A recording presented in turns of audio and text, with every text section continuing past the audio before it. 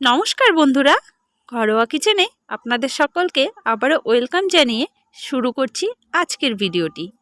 আজকে আমি রান্না করে দেখাবো মোরলা মাছের চচ্চড়ি। যারা ছোট মাছ পছন্দ করেন এই রেসিপিটি অবশ্যই কিন্তু বাড়িতে একবার ট্রাই করে দেখবেন। এই রেসিপিটি যদি একদিন ট্রাই করে দেখেন, আমি কথা দিচ্ছি আপনাদের জিভে কিন্তু এর স্বাদ লেগে থাকবে, ভুলতে পারবেন না। এতটাই টেস্টি হয় এই রেসিপিটি এভাবে করলে। যে কোনো ছোট মাছ দিয়ে কিন্তু আপনারা এই রান্নাটি করতে পারেন। চলুন তবে পুরো ভিডিওটি দেখতে থাকুন, আমি রান্নাটা শুরু করছি। এখানে আমি মাছগুলো কেটে ভালো করে ধুয়ে নিয়েছি। আর মোরলা মাছ পরিষ্কার করতে কিন্তু খুব বেশি সময় লাগে না। এখানে আমি আলু আর বেগুন দিয়ে রান্নাটা করব। তাই দেখুন সরু সরু করে আলু কেটে নিয়েছি। যেভাবে আমরা আলু ভাজি করি তার থেকে কিন্তু একটু মোটা রেখেছি। আর বেগুনগুলো ঠিক একইভাবে কেটে নিয়েছি। সবজিগুলো কেটে আমি পরিষ্কার করে ধুয়ে নিয়েছি। রান্নাতে কিন্তু খুব বেশি উপকরণ লাগবে না। আর এখানে নিয়েছি আমি পেঁয়াজ। এখানে আমি বড় সাইজের দুটো পেঁয়াজ কুচিয়ে নিয়েছি। একদম কুচি করে নিইনি, একটু মুখে পড়ার মতো। আর এখানে একটা বাটিতে আমি হাফ চামচের কম কালো জিরে, হাফ চামচের কম জিরে আর কয়েক কোয়া রসুন, সঙ্গে দেব কাঁচা লঙ্কা। সব কিছু একসঙ্গে কিন্তু বেটে নেব। আর পেঁয়াজটা কিন্তু এই রান্নাতে চেষ্টা করবেন একটু বেশি ব্যবহার করার। এখানে তেল গরম হয়ে গেছে, এবারে নুন হলুদ মেখে রাখা মাছগুলো আমি ভেজে নেব। যেহেতু ছোট মাছ, আমি কিন্তু একদমই কড়া করে ভাজবো না। এপিট ওপিট হালকা করে উল্টে পাল্টেই কিন্তু আমি নামিয়ে নেব মাছগুলো। ছোট মাছ কড়া ভাজলে কিন্তু এর স্বাদ পাওয়া যায় না। এভাবেই মাছগুলো আমি ভেজে নেব। এবারে ওই তেলের ওপর দিয়ে দিলাম আমি পেঁয়াজ কুচি।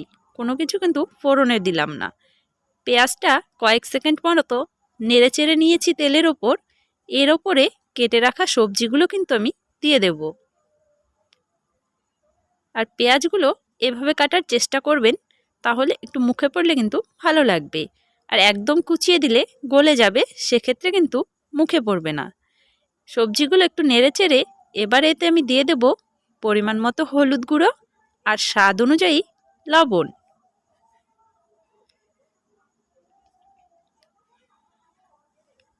নুন হলুদ দিয়ে খানিকক্ষণ নেড়ে চেড়ে এর ওপরে আমি যে মশলাটা বেটে রেখেছিলাম সেই মশলাটা কিন্তু দিয়ে দিলাম।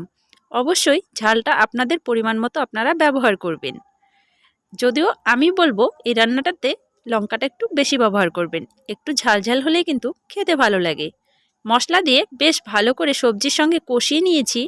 এবার এতে সামান্য জল দিয়ে দিলাম। 1 কাপ মতো জল এতে আমি ব্যবহার করেছি সবজিটা সেদ্ধ হওয়ার জন্য। কোনো গ্রেভি কিন্তু আমি রাখবো না।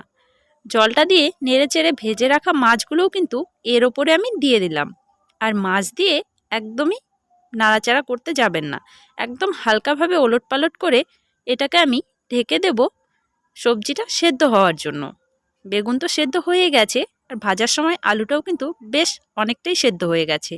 এটাকে ঢাকা দিয়ে আমি 3 মিনিট মতো রান্না করে নেব। এর ওপর ঢাকনা তুলে দিচ্ছি। সবজিগুলো কিন্তু সেদ্ধ হয়ে গেছে। এবারে হালকা হাতে নাড়াচাড়া করে জলটা টানিয়ে নেব। আপনারা চাইলে একটু গ্রেভি রাখতেও পারেন, কিন্তু আমি বলবো এভাবেই একদিন ট্রাই করে দেখবেন। আশা করি আপনাদের সকলের খুবই ভালো লাগবে। শুধু কিন্তু মৌরলা মাছ নয়, যে কোনো ছোট মাছ দিয়েই আপনারা এভাবে চচ্চড়ি রান্না করতে পারেন।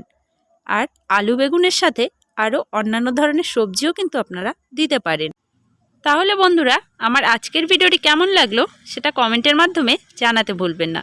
ভালো লাগলে একটা লাইক করবেন। আর ঘরোয়া কিচেনে যদি নতুন হয়ে থাকেন, চ্যানেলটি সাবস্ক্রাইব করে পাশে থাকবেন।